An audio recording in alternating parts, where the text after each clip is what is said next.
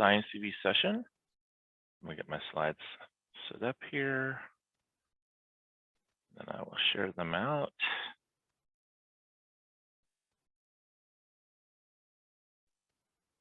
There we go.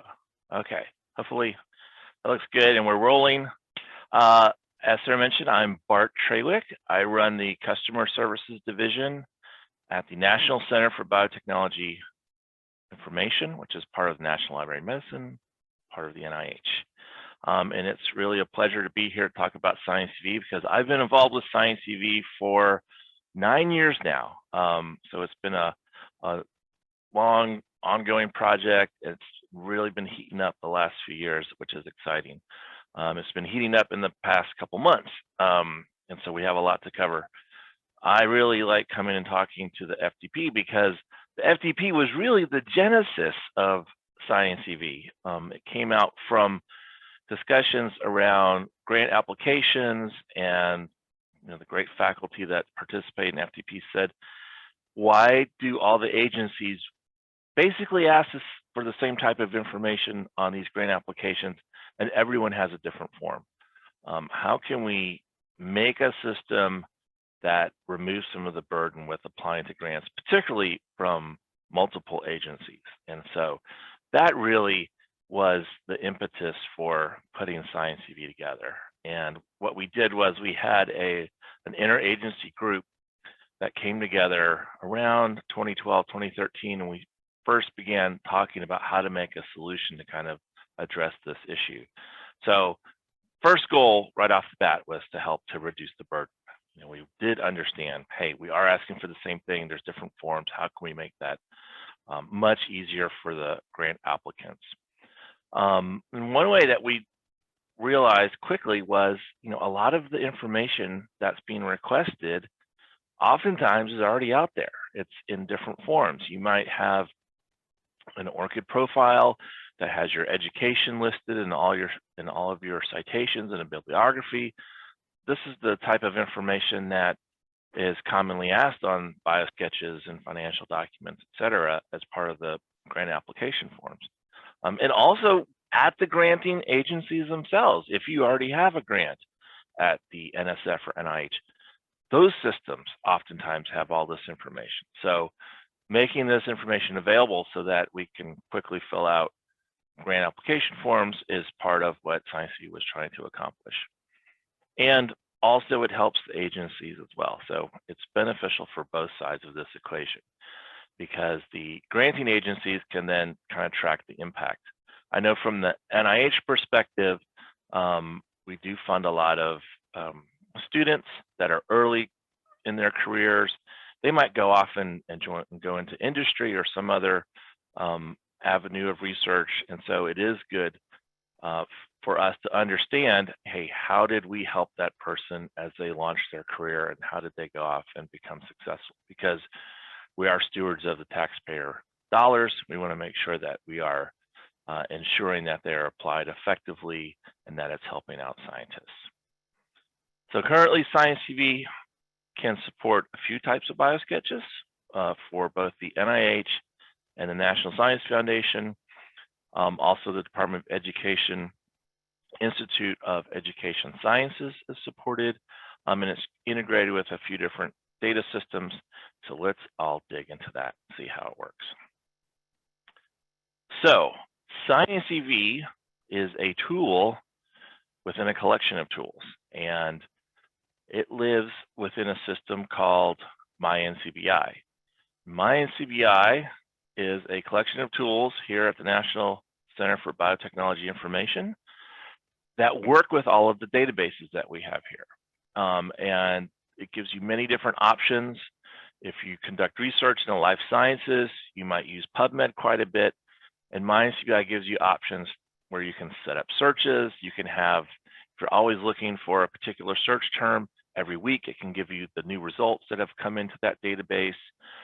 There's features that allow you to customize your experience when you're working at NCBI for highlighting search terms so you can see them quickly on the page.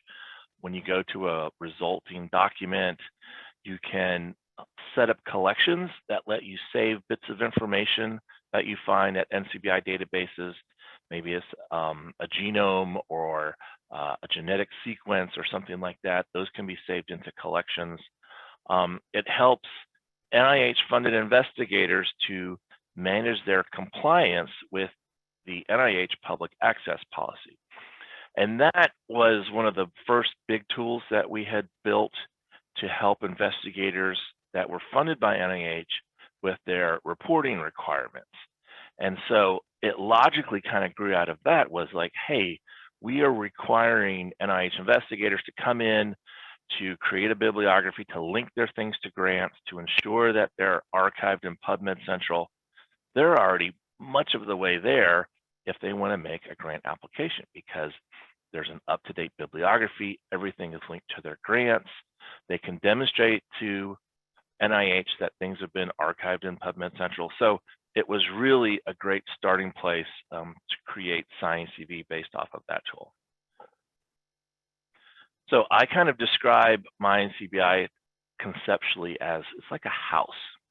And within that house, there's different rooms, and you could think of each of those rooms as a tool that works with one or more of our databases.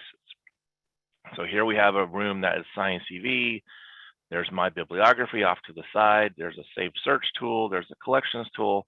So these are different rooms in the house, and you get the house for free. And with the price of real estate nowadays, who doesn't want a free house? So working from the house analogy, here's what MyNCBI looks like. This is the dashboard page, as we refer to it, when you first sign in.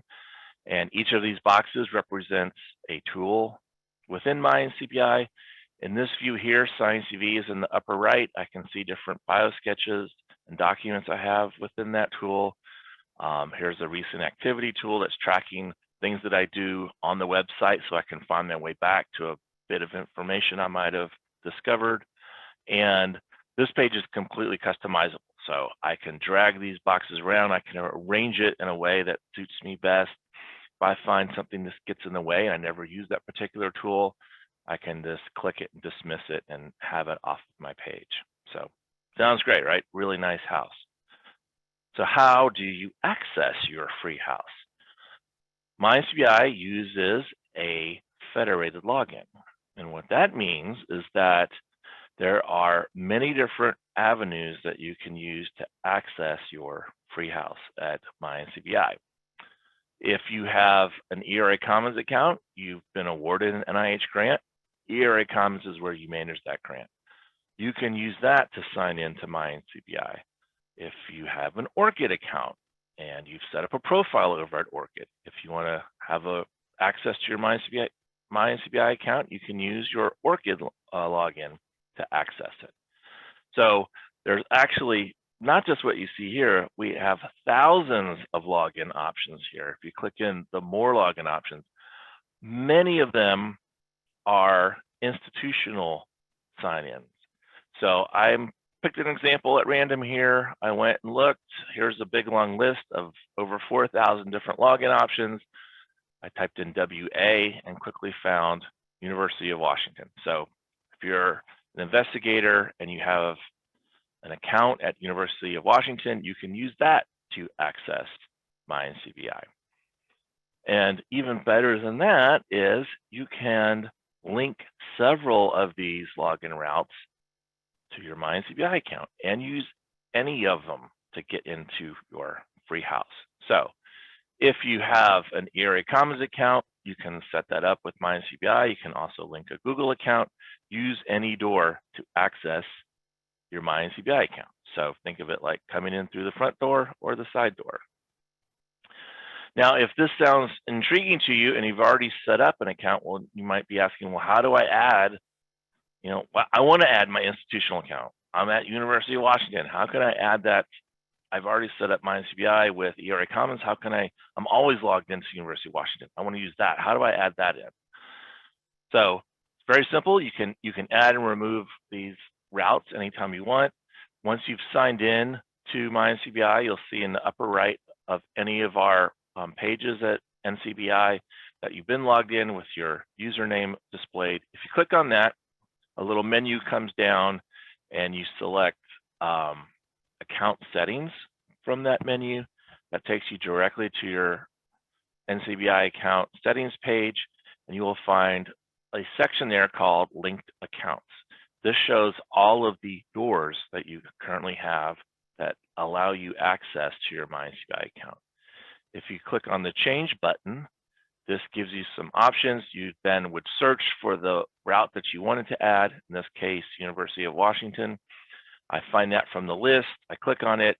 I'm prompted to authenticate at University of Washington. Once you successfully authenticate, now that becomes a new way to access your account. So you can have as many as you want, but only one of each. I'm also going to point out here, just below that linked accounts box is a box for delegates. So MyNCBI allows you to have a delegate that can manage parts of the system for you, mainly the bibliography tool, and for our purposes here, ScienCV. So if you're a PI and typically you have some type of assistant that creates the biosketch for you, and then you come and take a look at it, this is how you get it done in MyNCBI. You would then ask to add a delegate, you send out an email invite, and then that delegate can manage the account for you. All right, so let's talk about ScienCV. What does it do? How does it make your life easier? How does it help with these grant applications? It allows you to fill out a couple types of forms, biosketches, which are part of the grant applications, as well as financial forms. For the National Science Foundation, that's the current and pending support. You can fill that out within ScienCV. It will not fill out the entire application package. The entire application package has many different parts to it: cover letters, budgets, bibliographies, etc. And biosketches and current and pending support documents are a part of that. And they're typically assembled into a larger package that then goes over and will go through review. So I'm showing an example here for NIH. I'm sure that National Science Foundation's process is kind of similar. All right, sounds great, but how does it really work? So I always think, like, how do I describe this for my parents so they'll understand? So here's another analogy for ScienCV and what it actually does. Think of TurboTax or H&R Block or Free Tax USA. Those are tools that help you fill out information for the government in the form of a PDF that you submit once a year.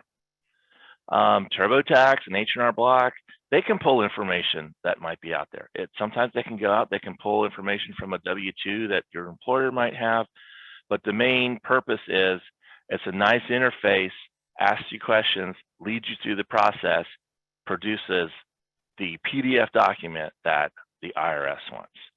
Well, ScienCV can do that for biosketch forms for either the NIH or the NSF. Whether you're filling out for one agency or the other, you have a very similar interface. It leads you through the information that's being requested. It can pull in information and pre-populate from different sources. You can edit that and make it exactly the way you wish. And when you're ready to submit the document as part of the grant application process, there's a PDF button, and it'll generate the form for you, all filled out to the agency's specifications. But what if you're one of those people that you like to go look at the tax code and find out, what are the exact rules and regulations, and what do I have to put into this particular field? You are more than welcome to go to the agency administrative guidelines. That's the NIH SF 424 application guide for NIH, and it's the PAPG for NSF. And within that, you will find all the specifications for how to create a successful biosketch, including what kind of fonts you can use, how many lines per inch, how many pages it can be, et cetera, et cetera. So these are useful guides that help you along the way. The nice thing about ScienCV is that it produces documents that meet the specifications that these agencies are requiring. So you don't have to go digging through the 310-page guide for NIH to figure out, how am I supposed to format this biosketch and what are they asking for? ScienCV has that nice web interface that guides you through the process. Some more features of ScienCV. You can have as many biosketches as you want within your account. Now, it's highly likely that investigators are applying for many different types of grants, and the biosketch, you might want to craft it for a particular grant application. So if you're applying for a grant application that's more basic science, you might formulate your biosketch to highlight those particular skills and the work that you've done in that area. Now, on the other hand, if you have a different grant that you might be applying for that say it's more clinically relevant, you'd want a different biosketch that's highlighting your expertise for that grant application. So you can have as many biosketches as you wish in ScienCV. You can have them for NIH, for NSF, for other agencies. At any time, you can output the PDF. We create it on demand as soon as you click it. If you look at that PDF and you're like, oh, I got something wrong, I misspelled, I left something out, you simply go back into the web form, you correct the error, click PDF, we'll generate it on demand once again, and you're good to go. And as I showed you in the previous slide, you can have a delegate manage this for you. So you can give a delegate access. They'll be able to go into ScienCV, create the document for you. You can come in, review it, make sure that everything looks good. You can have a delegate that is managing several investigators. So maybe it's someone in the department that helps the entire department. They might have 5 or 6 different PIs. They can have access to each of those PIs' ScienCV accounts, and then they can go in and make sure that their biosketches are all set up correctly for the grant applications as they're coming through. Now, at the heart of it, ScienCV has a common data model on the backside of things. All right, well, what does that mean? What that means is when you're entering all this information into these forms, we have structured data that kind of captures all of the information.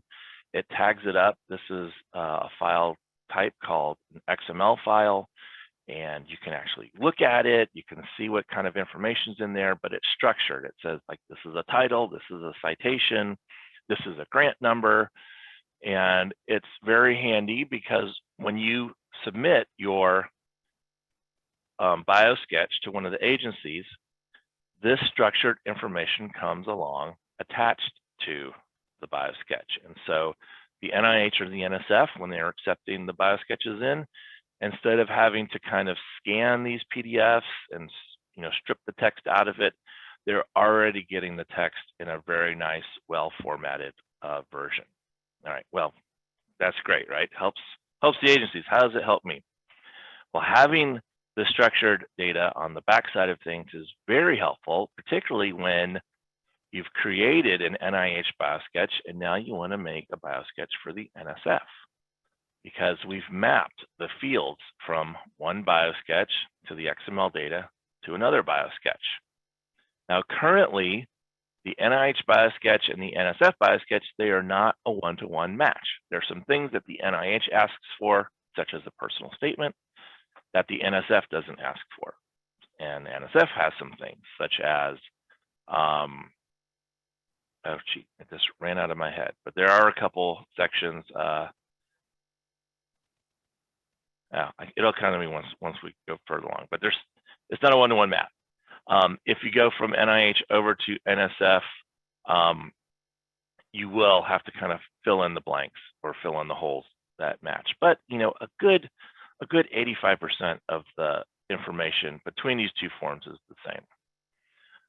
There's another way that this really helps you out, and that is, that agencies will change their forms over time, and they'll ask for new things, and they'll ask for updates, etc.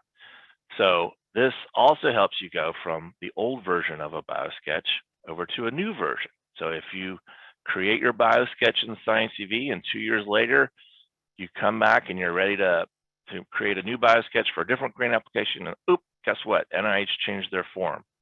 You can say, give me a new biosketch based off the old format, and we'll pull all the data, put it into the new form, and if there's any other parts that you have to fill out, then you can do that. But you don't have to copy and paste every single thing out. We will do it automatically. We've mapped it from NIH over to NSF, and from old versions of NIH to new versions of NIH, and the same for NSF as well. All right, we've also talked about there's a way that data is already out there and you can leverage this. So for some of these logins that you can attach to ScienCV, if it's a research.gov account or ERA Commons, if you have an NIH grant, or an ORCID account, which is a whole separate profile, those all can be linked to ScienCV. And then data that's already existing there can be used to pre-populate the form for you. So let's take a look at an ORCID example. So here on the left, I have an ORCID account, and ORCID gives me an identifier. I use that when I publish. It's really handy because now I have a persistent identifier that can identify me as an author. I can look for that identifier. It'll pull out my publications for me. It's a really handy profile and identifier to have. Also free. If I link that to ScienCV, when I come and say I'm ready to do my biosketch, I would like to make an NIH biosketch for my application. As I'm starting the process to filling out a new form, I'll say, I have some source data I want to pull in. I want to use my ORCID profile. And what the system will do is it'll make calls to the ORCID API. It'll find the information that's in my account, and it will pre-populate the biosketch field. So if you go and look at what is in an ORCID profile, many of the same things are in biosketches. Where did you go to school? Where have you worked? Where are your publications? All of that stuff can transfer into your biosketch. So it really makes it nice and fast, a quick way to get started for filling out these biosketches. And once the data is put into the biosketch, you have complete control over it. It's static from that point on. You can correct anything, you can add things to it, you can edit the things that have been pre-populated in. It's not going to go back and talk to ORCID, so you're not going to be overwriting something that might be there. This pulls it in, it's a static document, and from that point on, it is your data for you to craft exactly the way you want to create the biosketch for the grant application. Now, ORCID is a really good example, and several reasons. One, I mentioned you get that persistent identifier. The federal agencies are now interested in having persistent identifiers. We're going to kind of talk about that a little bit later. But there's another reason. ORCID is extremely good at working with many types of citation databases. When ScienCV was first developed at NCBI, we have a very popular life science database called PubMed. ScienCV is integrated very tightly with PubMed. If you publish in the life sciences and your works appear in PubMed, that's great. It's all right there. But if you are a researcher that publishes in other fields, such as physical sciences or social sciences, you know, you might not ever have things go into PubMed. And so you're like, well, how can I get stuff into ScienCV there? And that's where ORCID really comes in handy, because there's many different databases it works with. It can pull those citations into your ORCID profile. If you've linked it to ScienCV, those are all available for you. As I mentioned, you get this persistent identifier. When you publish with different journals, they are now asking for that identifier. And when you provide that identifier for them, that's when some of the magic happens. So I just published something this past summer. When I put it into the journal, I gave them my ORCID ID. About 3 or 4 weeks later, I got this email saying, hey, ORCID found a new work, and it added it to my ORCID profile. Since I'd used my ORCID identifier, the publisher had it. Once the publisher published that article, ORCID discovered that without any input on my or effort on my end, it added it to my profile. So that's a really nice feature of ORCID. Works with all these different citation databases. All that can be made available in ScienCV. So within ScienCV, here I am. I'm looking at filling out a biosketch. When you come to portion where they're asking for what things have you published. There's two different, in this example here, there's two different databases I can pull from. My bibliography, which is tightly coupled with PubMed. So you can add, if you publish in PubMed, you can add things to this bibliography. It also lets you create manual citations. You can put those into my bibliography. Or I have the tab open for ORCID. So I've linked my account to ORCID. All the ORCID citations are available for me as well. So as you're filling out this, you can pick and choose from citations from either of these. You pick which ones you want. The system is smart enough to know if there's a limit on how many citations for that particular section. Let's say no more than 5 citations is what the policy is asking for. It keeps track of that and lets you know that once you've hit that limit of 5. I will mention ORCID also lets you create manual citations as well. So if you like to work in ORCID and you're exclusively working into that system, you can create manual citations as well. Once you've linked that to ScienCV, your entire citations from your ORCID profile are available for choosing. All right, here's a problem that comes up. And I love talking to the FDP about this because it was the FDP that alerted us to this and provided us with investigators to talk to kind of figure out a way to help with this. Oftentimes in physical sciences, for example, you'll have a situation where you are an author on a paper that has hundreds of co-authors. And if you pick 1 or 2 of them, it might throw you over the 3-page limit that NSF has for their bio sketches. And in this example here, I've picked a couple of them, and you can see giant author list. I'm over 3 pages. I can't add any more information, and you get a warning from ScienCV that you're going over the page limit. So to help with this, we've developed a tool in ScienCV where you can go in, you can edit down the author list. So I have a citation here, has hundreds of authors. You can click Edit Authors, and you can then truncate it, put et al., make sure your name is displaying, whatever rules that you're abiding by, and then you can have this nice shortened version of the citation that will then allow you to fill in your biosketch and not go over the page limits. And the best part about it is, you remember I showed you that XML data that was attached to this. So on the paper form, we have the truncated version of these citations, so you can fit within the physical page limits.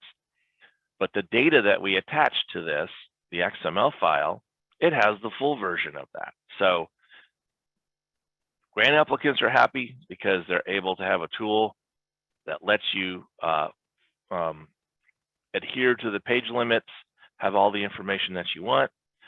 Agencies are happy because when this is actually submitted to them, it's nice, concise, 3 pages, but the data that's contained and attached to that PDF has the full citation. So they're able to see all the authors that are on that list. I also mentioned that we do support currently in ScienCV the financial form for the National Science Foundation, the current and pending support form. Filling this form out is much like filling out your biosketch. We lead you through the process. You can add in additional grants and awards, etc. Shows you the information that's required, and then creates the PDF document to attach to your grant application. And just like having structured data for the biosketch, we also attach the structured data to this PDF, so that goes over to into the PDF and over to the agency as part of your grant application. All right, so let's talk about new stuff. We last discussed ScienCV back in May, and between May and now, there has been quite a lot of activity that's been occurring. Agencies have gotten together with the White House OSTP, Office of Science and Technology Policy, to look at this NSPM 33 implementation guidance that came out and how to address that. So our friends at the NSF have put together a very helpful page. I have the URL here that contains all the information that has come out of these meetings. On there, you will find a link to the Federal Register notice that has the information for you to review, including a link to the instructions for the proposed common biographical sketch form and the instructions for the proposed common current and pending other support. You might say, wait a second, current and pending support and other support was what NIH called it, and now it's kind of combined. Yes.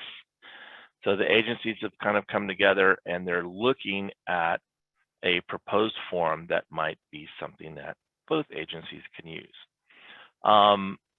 The comment period for this is still open. So you can go now. You have about 6 weeks to review this, to send your comments in. All the information is there on where you need to submit this to.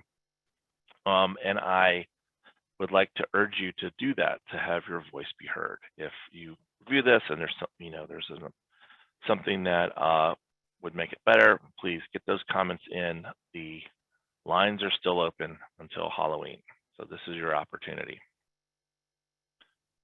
So what's ScienCV doing? Well, we've been involved with some of these discussions, so we kind of know what's coming down the road, and we've been preparing as well. We see that the discussions that are happening, and we're trying to say, all right, how can we make a new document type that will help to capture this information? We've been working over the summer on the new current and pending other support form. On the left here, you see what the current NSF CNPS form looks like, and on the right is the common format form that we're doing it from the best information that we have at this time. We also made an appeal out to members of the FDP, and we had quite a number of researchers reach out to us and said, yeah, we're happy to help you take a look at what you're building, the interface, and we'd like to give you some feedback. So that's really been instrumental, because the new interface we're making to build these forms, we're trying to vastly improve over what we currently have. So for example, when you're entering in an amount, how many dollars, the form will automatically put the commas in for you. The current system kind of balks at that. When you enter dates in, we give you a hint of the format we want it in, but we also have a little calendar date picker. So you can click on that, you can pick the month and the year, we'll put it into the form for you. If you've gone down the form and you've missed a piece of required information, we will mark that for you and draw it to your attention. Hey, there's a required field that you missed that you got to fill out, so you can see exactly where that is. When you're filling out a text form, it might be a longer piece of text that goes into it. For example, here we have the statement of potential overlap. You're limited to a certain number of characters. We have a character counter, so when you're typing in your response there, you know exactly how much space you have left. So these are all upgrades that we've been making to our interface. We've been testing it out with members of the FDP that have said, hey, I'd like to help out and try it. It's been immensely useful to my team, but not just to my team, because along the way, we also hear about some of the problems that you have understanding the policy, and we pass that on to the policy people. So we really appreciate the investigators that have dedicated their time to work with us, to try out the system, to give us feedback. We take that feedback, make changes to improve the system, and then feedback that is for others that we deal with, like policy people, we send that feedback along there as well. So again, thank you very much for the time that you've taken. And we are going to have opportunities in the fall for additional investigators that want to try the system out and give us some feedback, and you'll hear from us about that. Finally, I know there's been some questions about PDFs needing to be certified, and we've built in a process into ScienCV to help certify these documents. It's as painless as we could possibly make it for you. when you filled out the document, in this case, the current and pending support, and you're ready to download it, if you're the PI, you get presented with the certification information saying that, yes, all of this information is true to the best of my knowledge. And once you agree with it, we'll capture that certification, we'll put it onto the PDF, and it shows what time, who the person was and what time they certified the document. If you're like, oh, you know what, I need to make some changes. I just downloaded the PDF, and once I look at it, there's something I want to change. Throw that away, go back in, fill out, make the corrections that you need, download the PDF again. You'll be presented with the certification form, agree to it, and then we'll create a new document with a new timestamp. And I want to stress here that I've put in draft under the bottom of all these, because these forms are still open for comments and they're still accepting comments. So, we're not working from the final approved form for all of these agencies. We're taking our best guess, and we're realizing that there might be some changes that we have to make before it's released and available and ready for everybody to come and use. So we've almost gotten the current and pending other support document ready. It looks like it's in a good place, and we've begun working on the new biographical sketch. And the same improvements that we've been adding and testing with the current and pending other support document, we're also adding those in to the biosketch as well. And there's new information that's going into the biosketch. A lot of it revolves around when you're adding in, say, the organization, where you work. We have to capture the city, the state, the country, degrees, etc. So we're trying to make the form as easy as possible for you to fill out. Every affordance that we can add into it that makes it easier for you, or can pull in data from somewhere else, we're trying to do that as well. And we're trying to get it out before everything is baked in and released to the public. We're testing it out with members of the FDP that try it out. They tell us what they think about it, what looks easy, what's not easy, and it's really valuable information. So at this point, you might be asking yourself, how are you able to build anything at all when everything's in flux? How are you going to make these changes? And I thought for the very last part of this talk, I'd kind of pull the curtain back a little bit and shine the spotlight on the developers that we have on our team and the amazing job they do and how they are able to accomplish this. We use something that you might have heard of called Agile development. And Agile development, as the name implies, allows you to kind of easily develop things when you don't know all the answers. You don't know exactly what the car is going to look like. They haven't decided how many wheels it's going to have or whatever. So an Agile process at its heart, you kind of work on smaller increments of work. And the work is divided up. You have the developers that are actually making the code, and you also have a team that's interested in the product itself. So that's me and others that are talking with outside stakeholders, with the agencies, with the policy people. I take a look, all right, it looks like the form's going to look like this. And we set up the work in small manageable chunks so that the developers can then take some of this and begin building the application. And when a new change or a different requirement comes along, we can fold it into the process. This kind of is a quick look at how we organize the work. There is a backlog. So this is all the work that's coming up, and we prioritize it. We're like, this is the most important thing that needs to be built next. The people that are actually building it will go in, they assign story points to say, this is a big thing, this is a small thing, and then they work within what's called a sprint, which is a 2-week time period, saying, all right, for the next 2 weeks, we're going to work on this item, this item, and this item.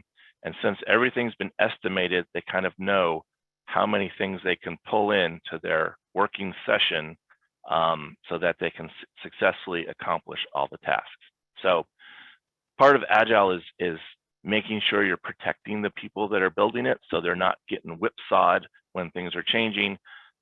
those changes are handled by the product people on that end, and the developers are able to be as effective as possible at producing the outcome. And finally, just like when I come and talk to you here at the FDP, we do retrospectives where we kind of talk about what do we have and how can we make it better. The team meets at the end of every 2 weeks. There's what's called a sprint review, where we look at all the tasks that were done. We talk about what worked well, what didn't work well, what can we do to make the process better for ourselves on the next sprint. And that's really helpful. And I kind of look to the FDP in the same way, because you guys give us feedback on how ScienCV can help you in the process that you have at your universities, research institutions, when you're trying to meet these federal requirements. And when I'm informed on what works well and what doesn't work well, that's how we can make improvements. For example, the large author list. We're having a problem with that. We need a tool to make it better for us. What can we do to do that? And then we kind of go back, think about the problem, ask some people to come in and try it out and see if it's acceptable. So I'm always looking to make things better. And again, your feedback is really crucial for that. So how can you help? First, go and check out the common disclosure forums. Look at that web page that the NSF has provided. All of the information is there. The links out to the federal registry, the link out to the instructions for the biosketch, and the current and pending other support forums. Review those carefully. Think about the systems you have now. What are things easy for this? What do you think is going to work well, not work well? You have about 6 more weeks to get your comments in for it to be considered. Within ScienCV itself, we have links where you can reach out to the help desk. We love to have the feedback. I was really trying to hammer this point home at the last FDP. I did get a couple people say, hey, you said at the last FDP meeting I could give you this information. And it was great. You know, sometimes when you're really down in the weeds, you kind of miss some common things. And so we've got a couple of really helpful suggestions. So we appreciate it, those people that have been sending that to us. You can also send it directly an email to info@ncbi, and that will get to our help desk as well. And finally, watch for FDP communications. I know that Ron and Lori put out the call for volunteers about four months ago or so, and they're probably going to be doing it again once we get the biosketch up to a point when we're ready to have people look at it and give us feedback. So if you're interested in helping us with that process and kind of seeing what it looks like in the preview stage, then keep your eyes open for a call for help for that. Hey, Bart, is this a good time to interrupt with some questions? Sure. You know what? I got 2 slides left. Let me just rip through them, and then we'll take all the time. So we have, there is a workshop coming up in middle of October for NIH-funded investigators that have to use this bibliography tool. If you're interested in that, sign up. We're also going to do a repeat in April, and we are going to have a workshop on creating biosketches with ScienCV in early February of next year. And finally, I have some links. Our online documentation for MyNCBI that includes ScienCV instructions. We have a YouTube playlist that has nice little short videos on how to use it. And again, help desk. All right, David, hit me with it.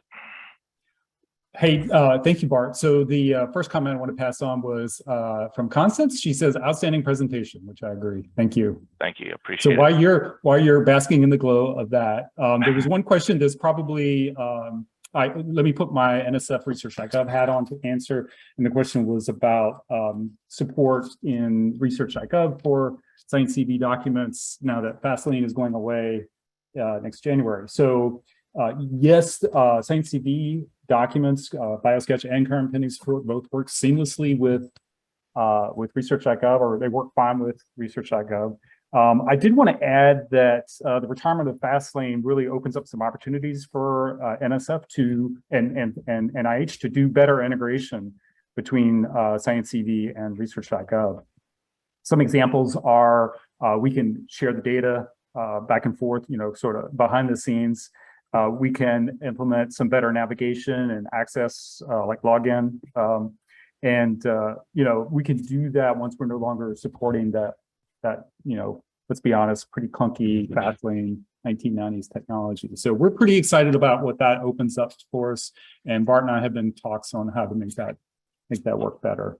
Yep. So, you made me want to go back. I was like, did I call it FastLane or research.gov? No, I called it. You said research.gov. Yeah. Okay. So you were right. You were right. But I wanted to answer the question and add some of my own flavor and kind of like how excited we are that what opportunity this opens up for us.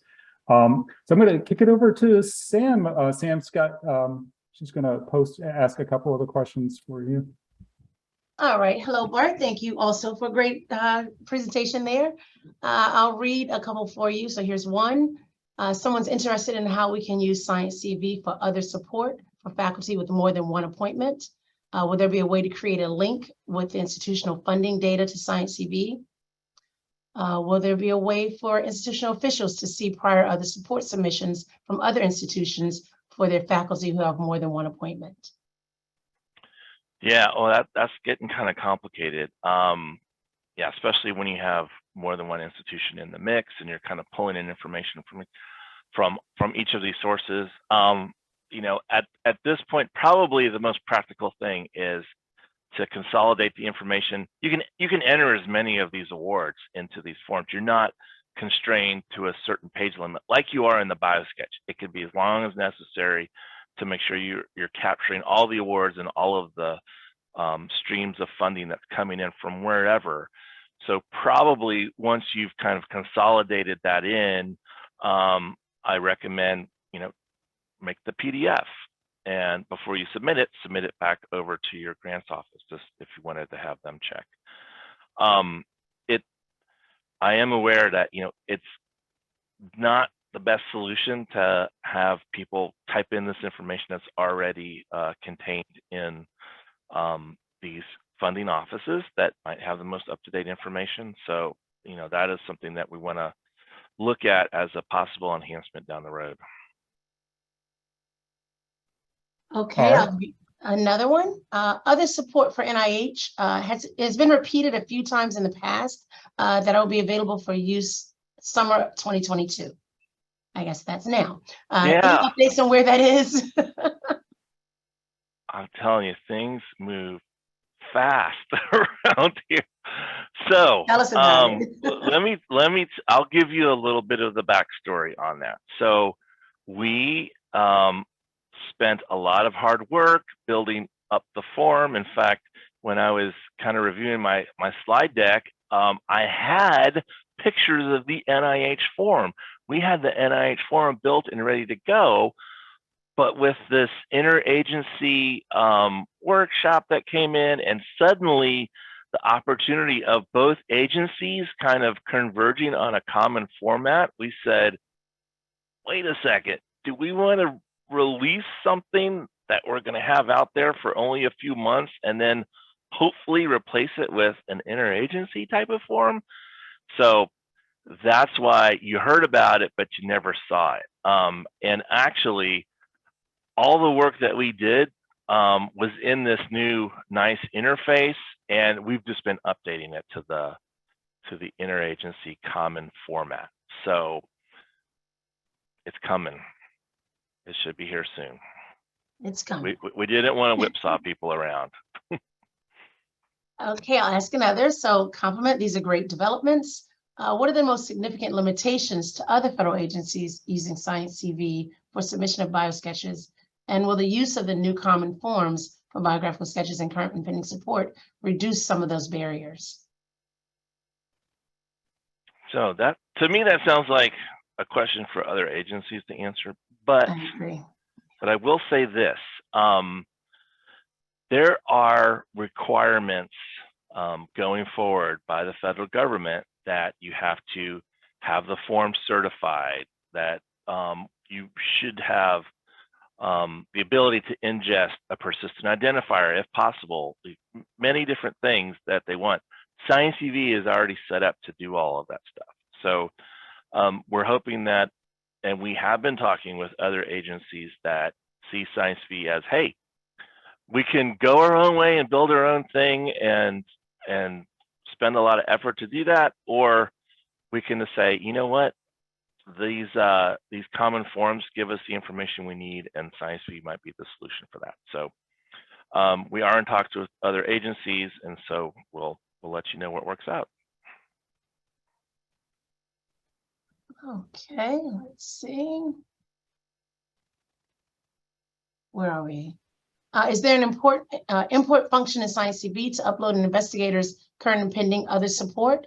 If so, where can we find the text specs for the upload format? So there's not a way to upload if you just have a current and pending support document that's sitting on your desktop. No, there's not a way to upload that into ScienCV. You'd have to, if you had some type of information, you have to manually enter it in. Once you get it into ScienCV, it's easy to say, oh, remember that current and pending support I did last year? Give me a copy of that. You can duplicate it, make any adjustments that you need to. What, I showed you several times that there is structured data that's behind all of this information, and some enhancements that we would like to put into the system. It won't be in version 1 that comes out next year, but hopefully soon on its heels, is ingesting this information. So for example, if you have an NIH grant already and you've linked your ERA Commons profile, it's possible that we can go out and pull that information into the form for you of the grant data. Same as David was saying for research.gov, if you've linked that in, and there's a way for us, I know Dave has APIs with this type of information as well. So we are looking at ways to pull that in directly from the agencies like we do with Citations to quickly populate the form for you. Okay. You want to ask someone, let's see, the slide said, someone said the slide said fast lane, but okay. Okay. We'll keep going. I'm sure somewhere it might say fast lane. And to me, like, I don't know the difference, right? I don't use that. I'm at NIH. Okay, I'll do a control F for it. Thanks for pointing that out. Let's see, did I do that one? I'm interested in how we can use, but I don't think I read that one. I'm interested in how we can use ScienCV for other support for faculty. No, I did say that. Hang on. I'm all over the place. Hang on. You can help me out, David. I'm trying to get back in line here. All right. Yeah, we're on Bailey Starnes' question. Oh, there we go. With regard to the certification on the in-process common current and pending form, as a research administrator with delegated access, I often update the information and then download the PDFs of the current and pending and email to the PI for review. If I download the PDF, will it show my name as certifying the current and pending? If so, are sponsors going to accept that, or will the PI now be required to go in and download the form so that the certification bears the PI's name? Okay, let me put it to you like this. All right, that is a use case that we are currently thinking about, and hopefully we'll have a good answer for that. But I understand exactly what you're talking about. Hey, I'm a delegate. I'm working on this. I want to download it. Like, I'm not the PI. I don't want to certify it. The PI needs to certify it. But how can I get like a preview for the PI to look at that they can then go and certify it? So thanks for that feedback. We are aware of it, and we hopefully will have something that works best for everybody to address that. See, this is the kind of stuff that is really helpful for us to understand.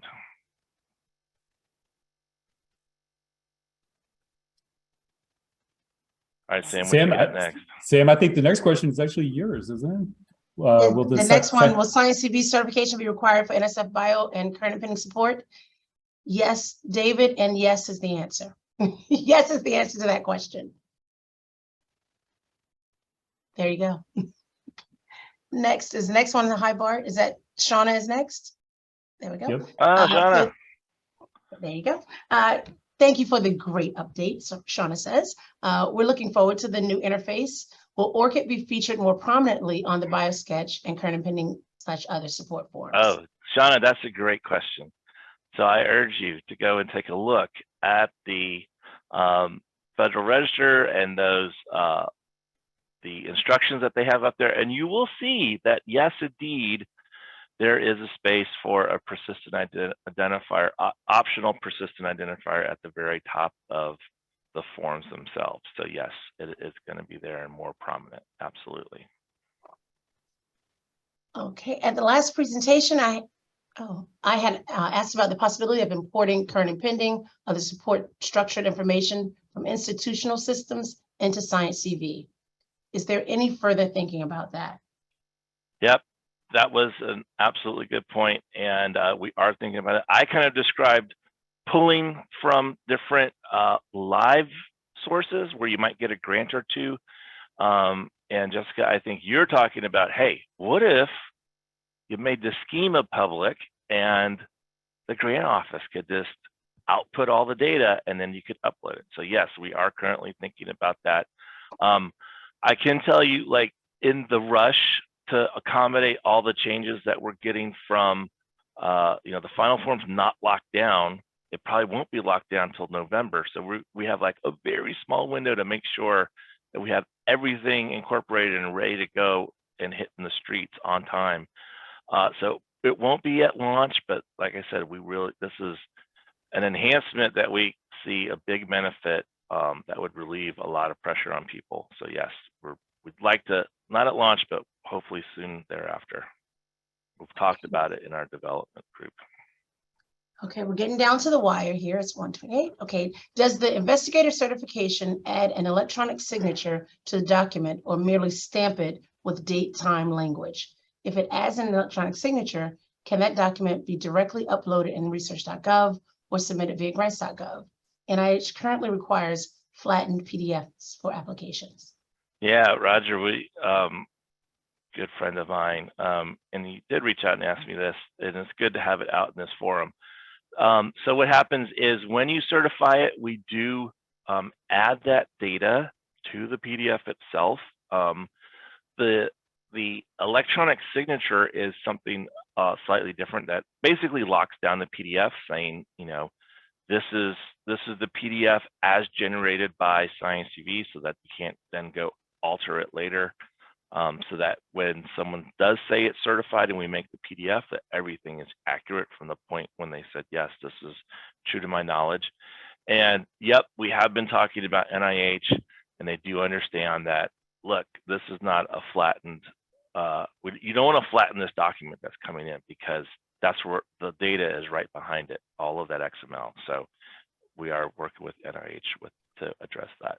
Hey, Bart, let me add to that. Like, the NSF perspective would be that, and I'm sure other agencies would think the same way, is when we receive the form, the electronic signature has happened in ScienCV, and they have the controls in place to ensure that that's non-reputable and all those other cool things about electronic signature. So we are going to trust that ScienCV has done that well. And you do recognize our signature, and you're looking for it on the document that comes in as well. Yep.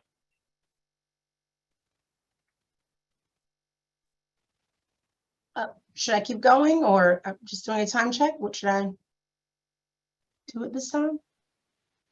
Sarah, what do you want us to do? Yeah, it's about time. You guys can answer a couple more questions if you'd like. Okay, let's see. Well, a quick one maybe for you, Sarah. When will this recording be available? Yes, all the recordings and the slides will be available this Friday on the website. All right, thank you. And Bart, can you reiterate if there was a timeline for common form? I would leave that to the policy group.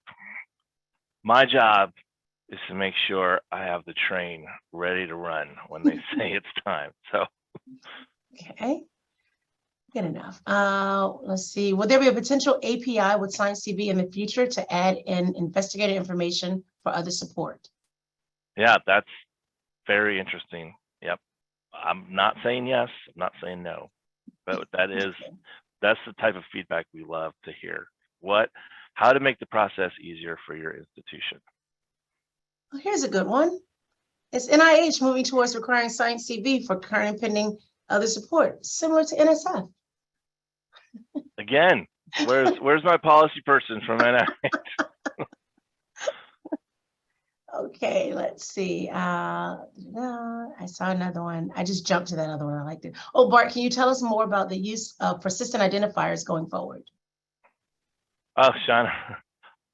Hey, talk to the policy people, Shauna. I'm making sure it's more prominent on the form. Okay. But, we do see positive advances there. Yes.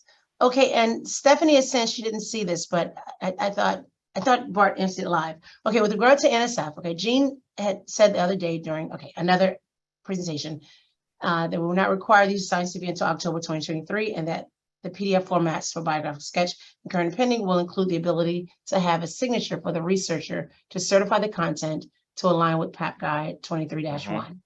Okay, is there anyone who can you speak to the signature certification requirement on the PDFs? Can an institution use e-signatures using something like Docusign? Do we need to be cognizant that using something like Docusign could cause errors in the proposal submission? Sam, was this for the fillable forms? This is, will not require you to sign CV, that is correct, and that the PDF formats, this is for the fillable, David, that's. Yeah, okay, so let me answer that one. So, Yeah. Yeah, I mean, Stephanie, you're right on point that this is very difficult to do and it's something we don't want to support. We don't want to support electronic signature in the documents and then have you upload them and then your certificate expires and there's all kinds of crappy things that can happen. So to avoid all that, we're going to roll out with what Gene Feldman calls a light electronic signature. So basically, you're going to be certifying the document and it's not going to be a true electronic signature until we get rid of those fillable forms, which will be September 2023, in which time ScienCV will implement those requirements for us in the way that you've just seen very nicely and very reliably. But yeah, electronic signatures on documents, on PDF, and then you upload and try to process it, that's a nightmare. Nightmare for your users, nightmare for us to support.